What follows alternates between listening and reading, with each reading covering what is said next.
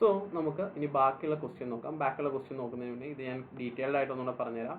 Net deficit ആണെങ്കിൽ നിങ്ങളത് പോസിറ്റീവായിട്ടും and asset ആണെങ്കിൽ മൈനസ് ആയിട്ടാണ് ഇവിടെ കൊടുക്കേണ്ടത്. നെറ്റ് ഇൻട്രസ്റ്റ് അതിനനുസരിച്ച് -1 + 1 നമ്മൾ ഓൾറെഡി. സർവീസ് കോസ്റ്റ് നിങ്ങൾ ആഡ് ചെയ്യുക ആൻഡ് കോൺട്രിബ്യൂഷൻസ് മൈനസ് ചെയ്യുക. ബെനിഫിറ്റ് പെയ്ഡ് 0 വരും. Okay, remeasurement common will go to the OCI. അപ്പോൾ അത് വെച്ചിട്ട് നമുക്ക് ഈ ഒരു ക്വസ്റ്റ്യൻ ചെയ്ത് നോക്കാം. ഈ ഒരു ക്വസ്റ്റ്യൻ എന്ന് പറയുന്നത് ക്വസ്റ്റ്യൻ നമ്പർ 4. ക്വസ്റ്റ്യൻ നമ്പർ 4ൽ നമുക്ക് വന്നേക്കുന്നത് നമുക്ക് 2 പീരീഡിൽ കണ്ടുപിടിക്കാൻ വേണ്ടി determine the net plan obligation asset at 31st December 20x4 നമ്മൾ കണ്ടുപിടിക്കണം, 20x5 കണ്ടുപിടിക്കണം. ഇതാണ് ക്വസ്റ്റ്യൻ നേരെ വായിക്കണമെന്ന് പറയുന്നത്. And the amounts taken to profit or ലോസിലോട്ട് എന്തൊക്കെ പോകുമെന്നും പറയണം, OCIയിലോട്ട് എന്തൊക്കെ പോകുമെന്നും പറയണം. ഓക്കെ, സോ നമുക്ക് ആദ്യം കണ്ടുപിടിച്ച് നോക്കാം. സോ നമുക്ക് start of the year 140 million ആണ് ഒബ്ലിഗേഷൻ ഉള്ളത്, അസറ്റ് 80 million ആണ് ഉള്ളത്. സോ ഞാൻ ആക്ച്വലി ഇവിടെ ഇട്ടിട്ടുണ്ട്. സോ നമുക്ക് ജസ്റ്റ് ഒന്നുകൂടെ ഞാൻ കാണിച്ചു തരാം. ഇവിടെ എത്രയാണ് ഒബ്ലിഗേഷൻ ഉള്ളത്, 140. അപ്പോൾ അസറ്റിൽ നിന്നും അസറ്റ് എത്രയാണ്, 80 ആണ്, മൈനസ് ഒബ്ലിഗേഷൻ 140. അപ്പോൾ ഞാൻ കാര്യം ചോദിച്ചോട്ടെ, ഒബ്ലിഗേഷൻ ഇവിടെ 140 ഉണ്ട്, അസറ്റ് 18 ഉണ്ട്. അപ്പോൾ ഇവിടെ ഒബ്ലിഗേഷൻ ആയിരിക്കും കൂടുതൽ, അസറ്റ് ആണോ ഇപ്പോൾ കൂടുതൽ, ഒബ്ലിഗേഷൻ ആണ് കൂടുതൽ. സോ ഇവിടെ നെറ്റ് ഒബ്ലിഗേഷൻ ആണ് വരിക. നെറ്റ് ഒബ്ലിഗേഷൻ വരുമ്പോൾ നിങ്ങൾ എന്ത് ചെയ്യണം, ഇവിടെ മൈനസ് അല്ല, ഒബ്ലിഗേഷൻ ആകുമ്പോൾ ഇവിടെ ഇട്ട് കൊടുക്കേണ്ടത് എന്താണ്, പ്ലസ് ഇട്ട് കൊടുക്കുക. ഓക്കെ, പോസിറ്റീവ് ഫിഗർ ആക്കിയിട്ട് കാണിക്കപ്പെടാം. എന്നിട്ട് ആ പോസിറ്റീവ് ഫിഗറിൻ്റെ കൂടെ വേണം ഇൻട്രസ്റ്റ് എന്ത് ചെയ്യുക, അത് ഓട്ടോമാറ്റിക്കായിട്ട് പോസിറ്റീവ് വരും. ആൻഡ് സർവീസ് കോസ്റ്റ് എന്ത് ചെയ്ത് കൊടുക്കുക, ആഡ് ചെയ്ത് കൊടുക്കുക 13. ആൻഡ് ലെസ് കോൺട്രിബ്യൂഷൻ എത്രയാണ്, 25. Benefit paid 0. സോ ക്ലോസിങ് 67.4 വരും. പക്ഷേ ആക്ച്വലി പറയുന്നത് 31st Decemberന് 200 വേണം എന്ത്, നമ്മുടെ ഒബ്ലിഗേഷൻ എന്ന് പറയുന്നത്. പക്ഷേ പ്ലാൻഡ് അസറ്റ് എത്ര മതി, 120 മതി. അപ്പോൾ ഇവിടെ നെറ്റ് ഒബ്ലിഗേഷൻ ആണ്, ഡെഫിസിറ്റ് ആണോ അതോ അസറ്റ് ആണോ കൂടി നിൽക്കുന്നത്?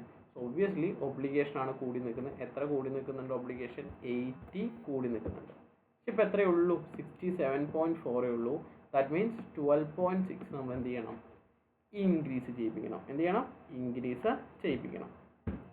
ഇനി അടുത്ത കൊല്ലത്തോട്ട് പോവാണ്. So this is 20x4. ഇനി 20x5 പോവാം. ഓപ്പണിംഗ് ഏതായിരിക്കും, കഴിഞ്ഞ കൊല്ലത്തെ ക്ലോസിംഗ് ആയിരിക്കുമല്ലോ ഈ കൊല്ലത്തെ ഓപ്പണിംഗ്. ഒബ്വിയസ്ലി ഇത് നെറ്റ് ഡെഫിസിറ്റ്. അതിൻ്റെ കൂടെ നെറ്റ് ഇൻട്രസ്റ്റ് വരും. 18 ഇൻറ്റു ഇൻട്രസ്റ്റ് എത്ര പെർസെൻറ്റേജാ, 3%. 20x5 എത്രയാണ്, 3% ഇൻറ്റു 0.3, 2.4 തന്നെ വന്നല്ലേ. ആൻഡ് സർവീസ് കോസ്റ്റ് എന്ന് പറയുന്നത് നമ്മൾ എന്ത് ചെയ്യണം, ആഡ് ചെയ്യണം. സർവീസ് കോസ്റ്റ് എത്രയാണ്, 32. ആൻഡ് കോൺട്രിബ്യൂഷൻ ലെസ് ചെയ്യണം, -13. ബെനിഫിറ്റ് പെയ്ഡ് 0 തന്നെ ആയിരിക്കും. സോ ക്ലോസിങ് എത്ര വരും, ക്ലോസിങ് വന്നത് 84.4 ആണ്. ആക്ച്വലി എത്രയാണ് ക്ലോസിങ് പറയുന്നത്, 230-ഉം 140-ഉം. സോ 230-ഉം 140-ഉം ആണ് ക്ലോസിങ് പറയുന്നത്. 90 ആണ് ക്ലോസിങ് വരേണ്ടത്. പക്ഷെ നമുക്കിപ്പോൾ ക്ലോസിങ് വന്നിട്ടുള്ളത് തന്നെ 84 ആണ്. സോ എത്ര വരുത്തണം, 5.6 കൊണ്ടുവരണം. Okay, 5.6 will be the remeasurement component. So ഇതിൽ ഏതൊക്കെ SOPL പോവും, ഏതൊക്കെ SOFP പോവും, ഏതൊക്കെ OCIയിൽ പോകും എന്നുള്ളതാണ് അടുത്ത ക്വസ്റ്റ്യൻ. സോ അത് നമ്മുടെ നോട്ടിൽ കറക്റ്റായിട്ട് ഞാനിവിടെ മെൻഷൻ ചെയ്തിട്ടുണ്ട്. Service cost will go to SOPL, and net interest will go to, അഥവാ ഇതും SOPLോട്ടാണ് പോവുക. Okay, and remeasurement component will go to OCI. And SOFP എന്തൊക്കെ പോവും, this will go to SOFP and this is also go to this is also in SOFP. Clear ആണോ? So ഇത്തരം സാധനങ്ങളാണ് പോവുക. ആൻഡ് ഇതൊന്നും പോകത്തില്ല. ക്ലിയർ ആണോ? ഓക്കെ, ഇതെല്ലാം ക്യാഷ് പോകുന്നതാണ്. Okay, so that is the question number 4. So next question number 5. ഇത് നമ്മുടെ കർട്ടെയിൽമെൻറ്റുമായി ബന്ധപ്പെട്ട ക്വസ്റ്റ്യൻ ആണ്. സോ കർട്ടെയിൽമെൻറ്റ് നമുക്കൊന്നുകൂടെ പോയി വായിക്കാം. What is curtailment? നമ്മുടെ എംപ്ലോയീസിൻ്റെ വാല്യൂ കുറയ്ക്കുന്നതാണ്. A curtailment significant reduction in number of employees covered by a pension plan. So ഇതുമായി ബന്ധപ്പെട്ട് ഉണ്ടാവുന്നതെല്ലാം നമ്മൾ എവിടെ കാണിക്കേണ്ടത്, SOPL. ക്ലിയർ ആണോ? അതിൻ്റെ ഒബ്ലിഗേഷൻ നമ്മൾ ഇൻക്രീസ് ചെയ്യും. നമുക്ക് ഇവിടെ നോക്കാം, ഈ ക്വസ്റ്റ്യൻ ഒന്ന് ചെയ്ത് നോക്കാം. Question number 5. A company makes 100 employees redundant. Company എന്ത് ചെയ്യാണ്, 100 എംപ്ലോയീസിനെ റിഡണ്ടൻ്റ് ആക്കുകയാണ്. അങ്ങനെ റിഡണ്ടൻ്റ് ആക്കുമ്പോൾ they have defined benefit entitlement as a result of the redundancy and obligation of 1.2 million is to be settled with immediate payouts amounting to 0.9 million. അതായത് ഇവിടെ ഉണ്ടാവുന്നത് എന്താണെന്ന് ശ്രദ്ധിച്ചോ. കമ്പനിക്ക് നമ്പർ 5 ഞങ്ങൾക്ക് കിട്ടാൻ വേണ്ടി എക്സൽ ചെയ്യാം. Question number 5. ഇപ്പം എത്രയാണ് അവിടെ ലയബിലിറ്റി ഉള്ളത്? ലയബിലിറ്റി ഉള്ളത് 1.2 മില്യൻ്റെ ലയബിലിറ്റിയാണ് ഉള്ളത്. കറക്റ്റ് ആണോ? Okay, obligation of 1.2 million. ഇത് ഇമ്മീഡിയറ്റ് ആയിട്ട് എന്ത് ചെയ്യണം? പേ ഔട്ട് ചെയ്യണം. പക്ഷെ ഇമ്മീഡിയറ്റ് ആയതുകൊണ്ട് തന്നെ എത്ര പെയ്ഡ് ചെയ്താൽ മതി? 0.9 മില്യൺ പേ ചെയ്താൽ മതി.